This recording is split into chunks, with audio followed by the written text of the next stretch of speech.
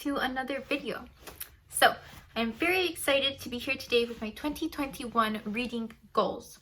I have a nifty sheet here that I set up in my reading planner that I will be referencing while we go through this. All in all, I picked 5 goals for the year 2021 that are related to my reading. So the first one is fairly standard. It's my Goodreads reading challenge goal, which is just a number of books that I hope to read in the year 2021. So at the time that I'm filming this in early December 2020, my goal for this year has been to read 49 books, and I am on track. I am at 45. 4 more left and I am halfway through 2. So that's going well. And in the year 2021, I'd like to read 50 books. My goal for this year was going to be 50, and then my boyfriend was like, 50 is not a cool enough number. It's too even a number. What about 49? And I was like, okay, cool. Let's do 49. But I'm not going to do 49 again. It bothers me that it's not an even number. So rounding up to 50. 50 books in the year 2021.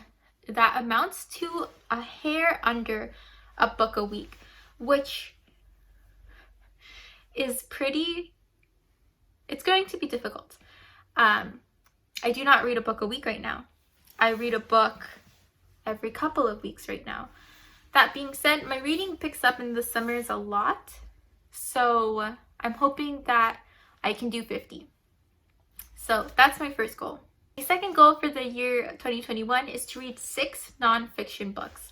That probably doesn't sound like a lot, but since I don't read nonfiction books recreationally, it is a lot, and it's about 1 every 2 months. That is the pace that I've given myself, because though I want to hopefully start making my way towards joining some kind of master's program in the year 2021, independent of whether that happens, I don't want to stop studying. And I think that I am in a unique position in my life thus far to read nonfiction books and learn stuff from them with no stakes, right? This is my second year out of college, and while I was in college and for all of my schooling up until then, any reading I did that was nonfiction was for school and always had stakes.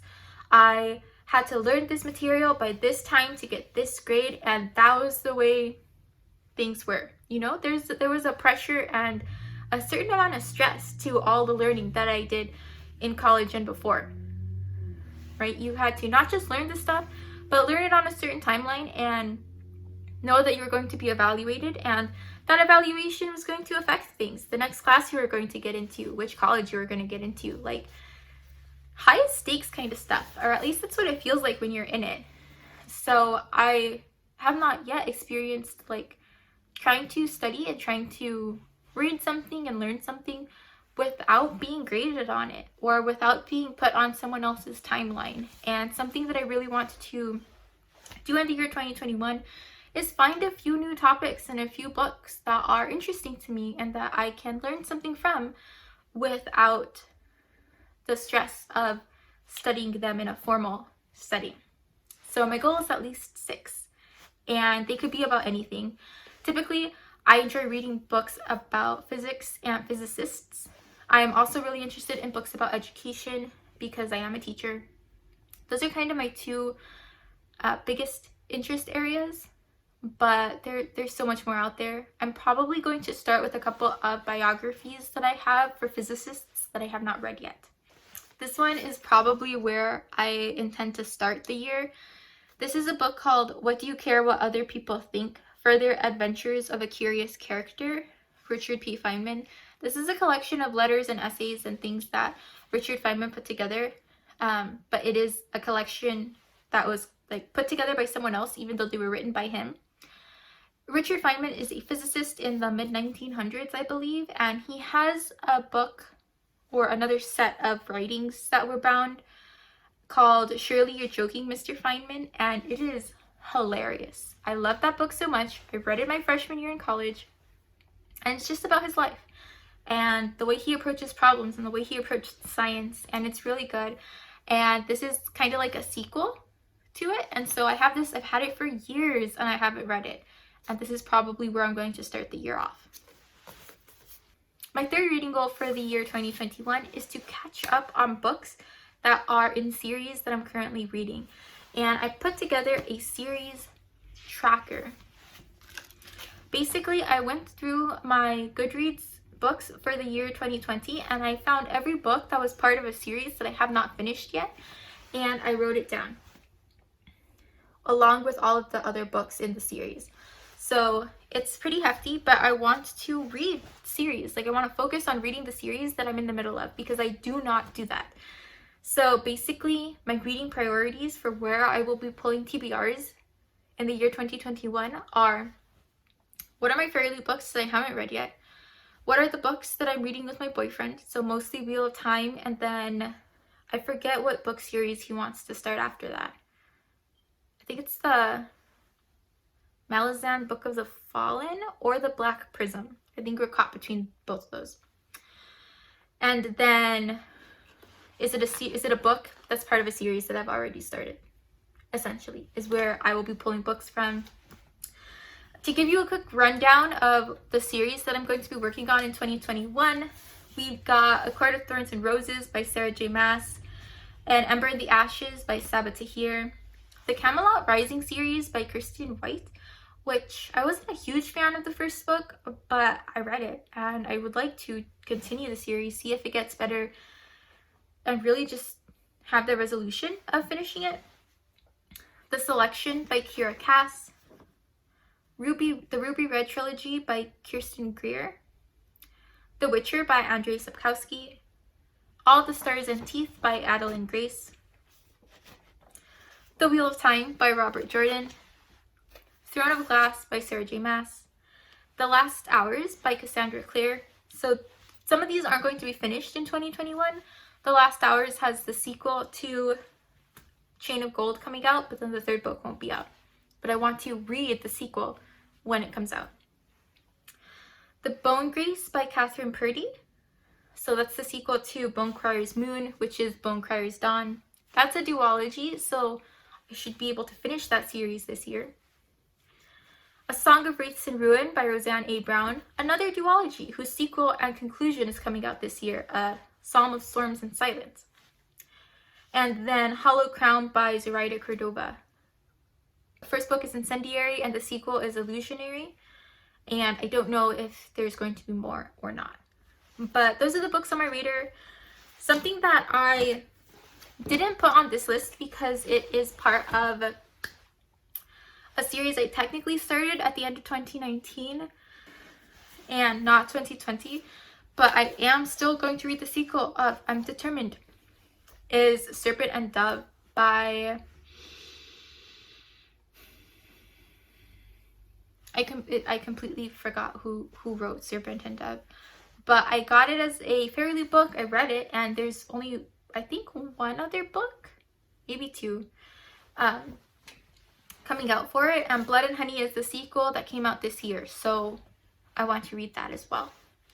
So that is my third goal for my 2021 reading goals. The fourth goal I have is to track my pages read.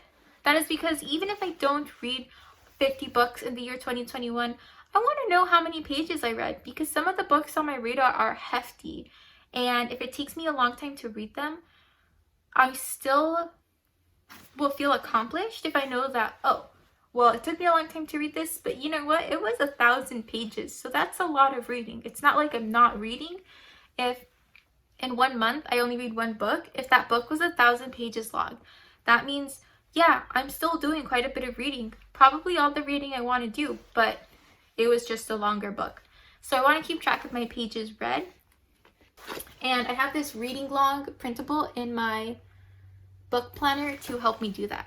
I do a full flip through of my reading planner in my 2021 planner lineup video. So if you want to see more about these printables and things that I'm showing you, that's where they are.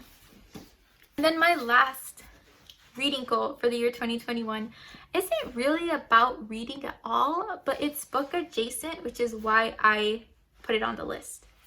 And that is to participate in Nanowrimo, which is like a very random goal. So if you don't know what it is, Nanowrimo stands for like National Novel Writing Month, and it happens in the month of November, and writers everywhere pledge to write 50,000 words, or the equivalent of about a novel, in the month of November. And I don't want to be a writer. Like, I am not looking to get into writing or do any of that professionally at all. But I have participated in NaNoWriMo on and off for years.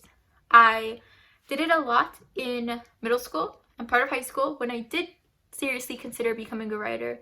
And then I participated very briefly in 2019. I kept up with it for like a week and was on track before things got hectic, and then I stopped.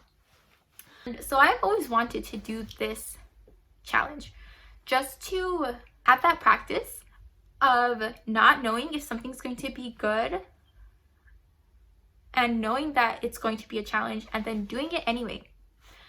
I especially feel like if I can do this challenge not even being that invested in a career as a writer, then anyone can. That's part, like, and this has been a personal challenge that I have occasionally participated on and off, and I've never announced my intentions to participate in the challenge, but I'm doing it here now because if I do participate in it this year, I will probably do some kind of vlog for it,